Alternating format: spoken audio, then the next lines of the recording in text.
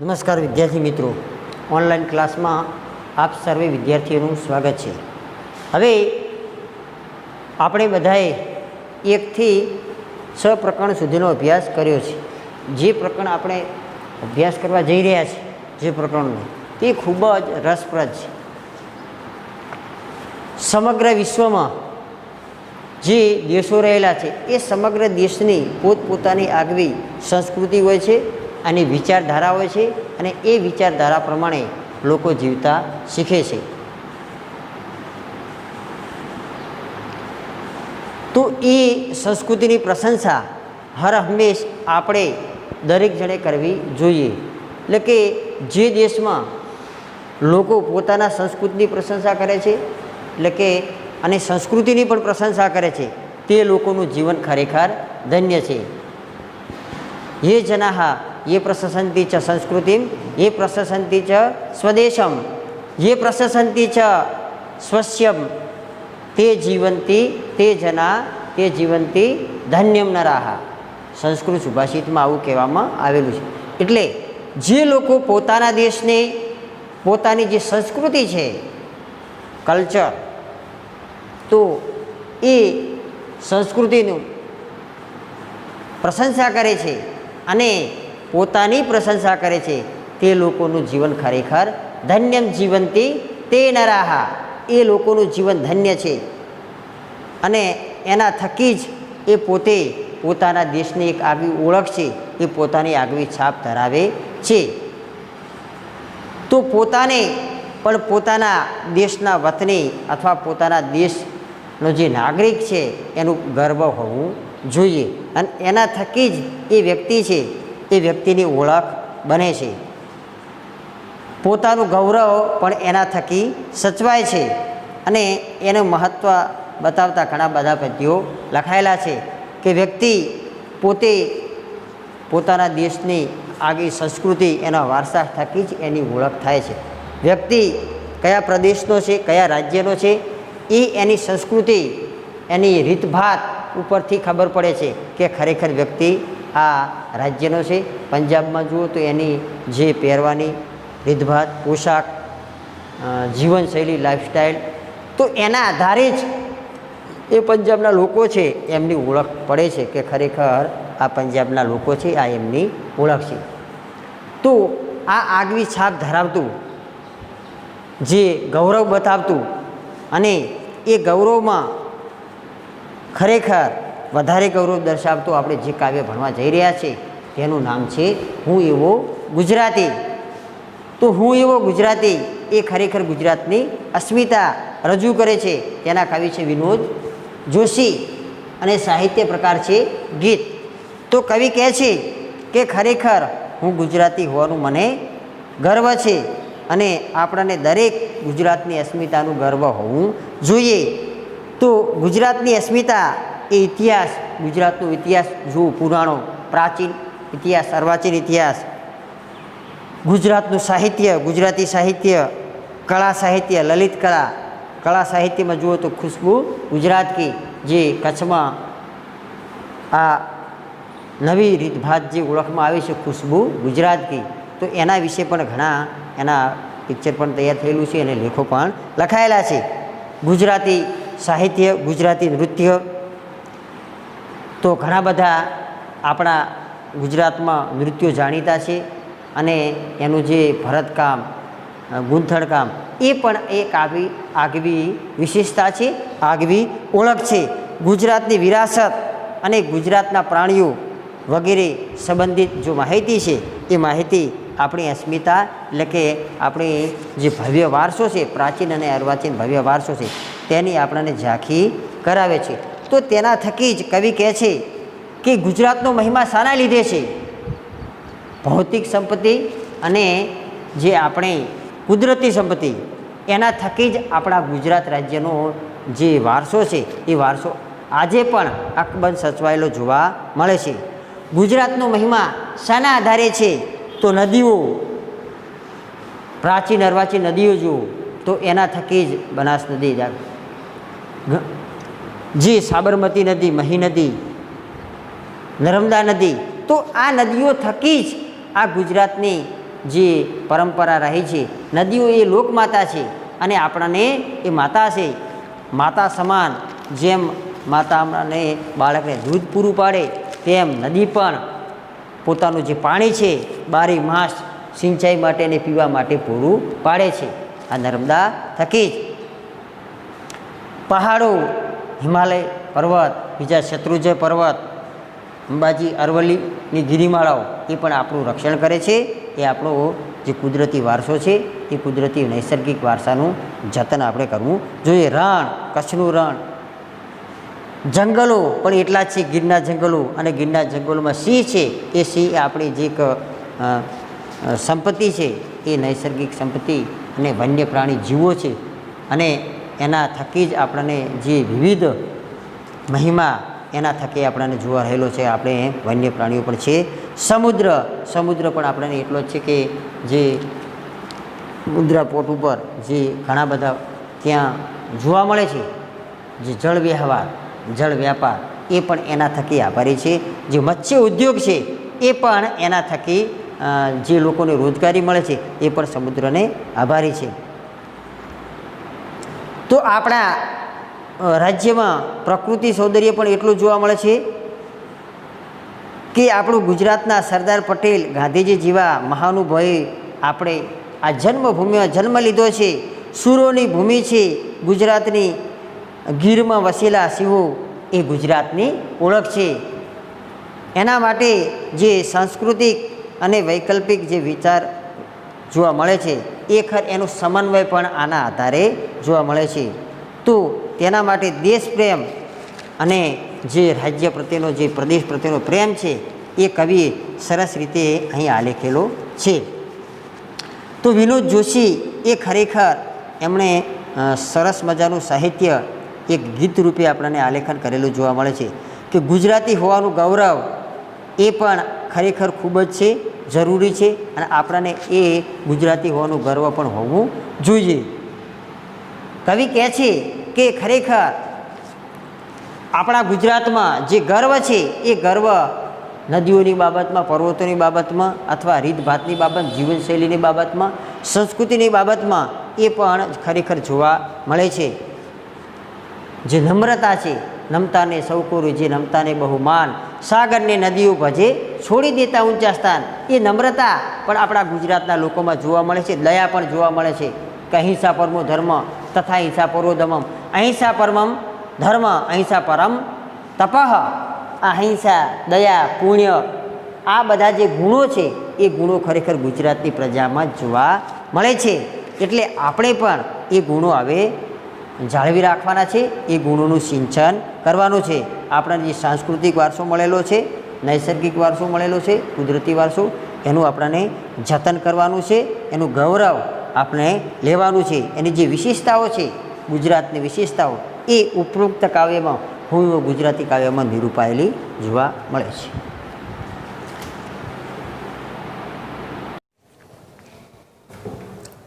નમસ્કાર વિદ્યાર્થી મિત્રો, આપણે જોયું આગળના ભાગમાં કે ગુજરાતની જે મહત્તા છે, જે ગૌરવ છે, એ ગૌરવ ખરેખર આ આપણા પ્રદેશને આધારે છે. એ પ્રદેશનો જે ઇતિહાસ છે, સાંસ્કૃતિક વારસો છે, એના આધારે રહેલું છે અને એના થકી જ આપણે જીવનને આગળ ધોભાવવાનું છે. તો એ પ્રકૃતિની શોભા છે એ પણ તેના આધારે છે. હવે ગુજરાતની જે અસ્મિતા છે એ અસ્મિતા વિશે આપણે જોઈએ તો કવિ કહે છે કે હું એવો ગુજરાતી જેની, હું ગુજરાતી એ જ વાતથી ગજ ગજ ફૂલે છાતી, અંગે અંગે વહે નર્મદા, શ્વાસોમાં મહીસાગર, અરવલ્લીનો પિંડ પ્રાણમાં ધબકે છે રત્નાકર. હું સાવજની ત્રાડ, હું જ ગરવી ભાષા લચકાતી, નવરાત્રિનો ગર્ભ દીપ છું હું શત્રુ જય શૃંગ, સૂર્ય મંદિરે ગુજરતો હું ધવલ તેજનો ભૃંગ, હું ગિરનારી ગોક દ્વારિકા હું જ સુદારસ પાતી, દુહા છંદની હું રમઝટ હું ભગવું ભગવું ધ્યાન, મીરાની કરતાલ હું જ હું નિત્ય એક આખ્યાન, વિજાનંદનું હું જંતર, હું નરસૈની પરભાતી, હું ગાંધીનું મૌન, હું જ સરદાર તણી છું હાક, હું જ સત્યનું આયુધ જેની દિગંતમાં ધાક, હું સંતોનું સૌમ્ય સ્મિત તલવાર સુરની તાતી, હું મારી માટીનો જાયો, હું ગુર્જર અવતાર, હું મારી માટીનો જાયો, હું ગુર્જર અવતાર, મારે શિર ભારત માતાની આશીષનો વિસ્તાર, મારે શિર ભારત માતાની આશીષનો વિસ્તાર, હું કેવળ હું હોઉં છતાં, હું કેવળ હું હોઉં છતાં, હું સદા હોઉં મહાજાતિ, હું એવો ગુજરાતી જેની, હું ગુજરાતી એ જ વાતથી ગજ ગજ ફૂલે છાતી, હું ગુજરાતી એ જ વાતથી ગજ ગજ ફૂલે છાતી. હવે આપણે કાવ્યનું ગાન કર્યું, એનો સવિસ્તાર પરિચય કરીશું. તો કવિ કહે છે કે હું એવો ગુજરાતી, હું એવો ગુજરાતી, આ હું ગુજરાતનો વતની છું, આ ગુજરાતની અસ્મિતા છે જેની, હું ગુજરાતી એ જ વાતથી ગજ ગજ ફૂલે છાતી. કવિ કહે છે કે મારી છાતી એ ગજ ગજ ફૂલે છે, હું ગૌરવ અનુભવું છું અને મને ખરેખર આનંદની લાગણી હોવી, ગર્વ થાય છે, આનંદની લાગણી થાય છે, મને ખૂબ જ ગર્વ થાય છે કે હું ગુજરાતી છું. એ જ વાતથી ગજ ગજ ફૂલે છાતી. કવિનું હૈયું હરખાય છે અને એના માટે કવિ કહે છે કે મારી છાતી ગજ ગજ ફૂલે છે. અને આ ગુજરાતની અસ્મિતા બતાવતું એક ગીત પણ છે કે ખરેખર ગુજરાતની અસ્મિતા છે.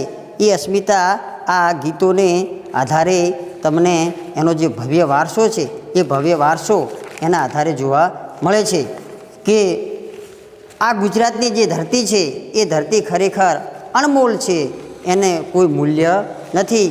ગુજરાતની ધરતી અમૂલ્ય છે અને એમાં સંતો મહાપુરુષો, નરસિંહ મહેતા, મીરાબાઈ, આવા ઘણા બધા મહાપુરુષો સંતો થઈ ગયા છે.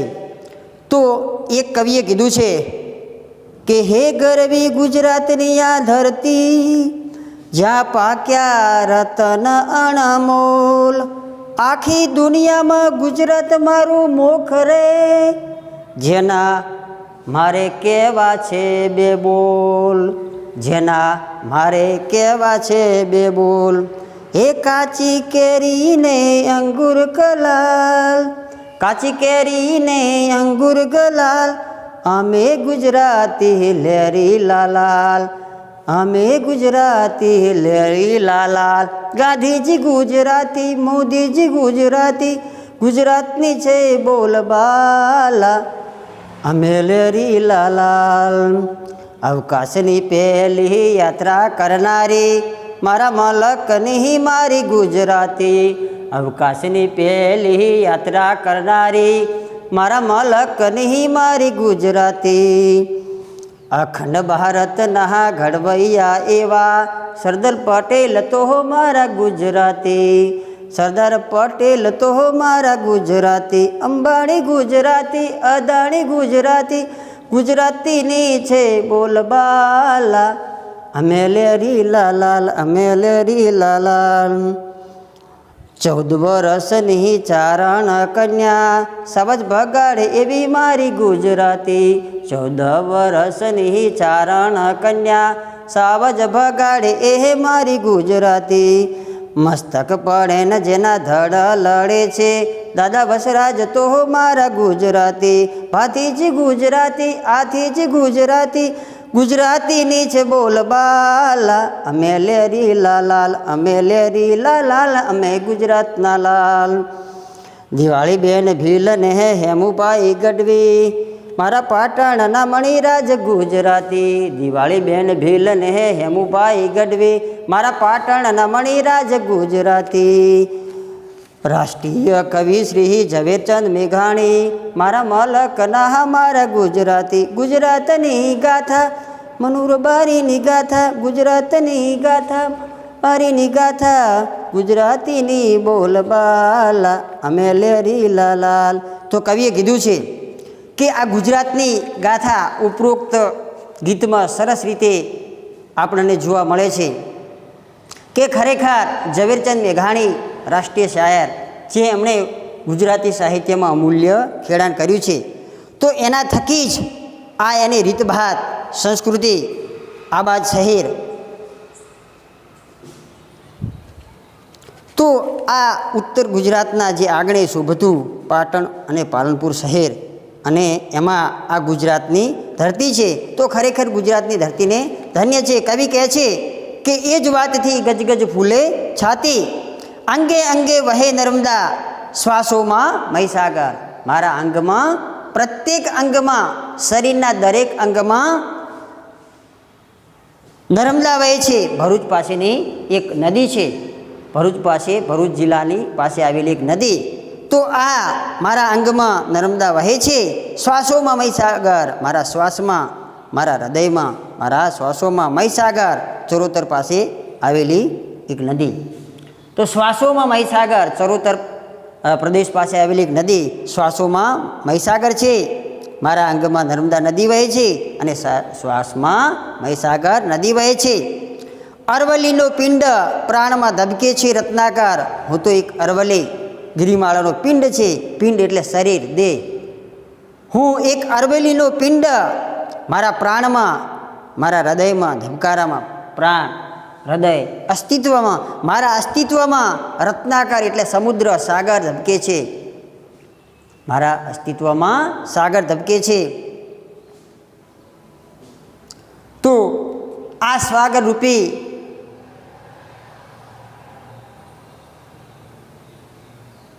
નદી અને સાગરનું જે મિલન છે એ ખરેખર યોગ્ય છે.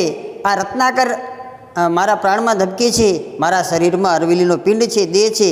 હું સાવજની ત્રાળ, હું જ ગરવી ગરવી ભાષા લચકાતી. સાવજ એટલે સિંહ, હું સિંહની ત્રાળ છું, ધાક છું. મારામાં સિંહ જેવી ધાક છે અને એ ખરેખર ગુજરાતી હોવાનું મને ગૌરવ છે.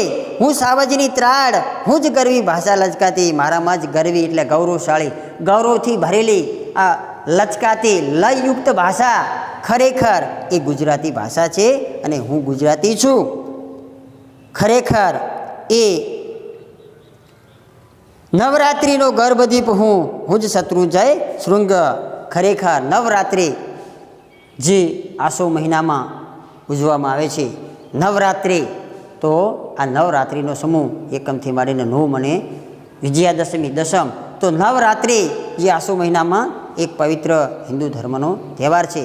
તો આ ગુજરાતમાં નવરાત્રિ હર્ષોલ્લાસથી ઉજવાય છે. નવરાત્રિમાં જેમ ગર્ભદીપ મૂકવામાં આવે છે, ગર્ભદીપ એટલે જે માટીવાળા ગરબામાં, કાણાવાળા ગરબામાં મૂકેલો દીવો. શબ્દ સમૂહ માટે એક એક શબ્દ. કાણાવાળા માટીના ગરબામાં મૂકેલો દીવો, કાણાવાળા માટીના ગરબામાં મૂકેલો દીવો. તો હું નવરાત્રિનો ગર્ભદીપ, નવરાત્રિ સમાસ છે નવરાત્રિનો સમૂહ. નવરાત્રિનો સમૂહ એટલે દ્વિગુ સમાસ. આગળ સંખ્યા 9 છે અને પાછળ છે રાત્રિ, એ નામ છે. તો જે સમાસનું પ્રથમ પદ સંખ્યાવાચક વિશેષણ હોય અને બીજું પદ નામ હોય એટલે કે વિશેષ્ય હોય તો તેનો સમાસ દ્વિગુ સમાસ થશે.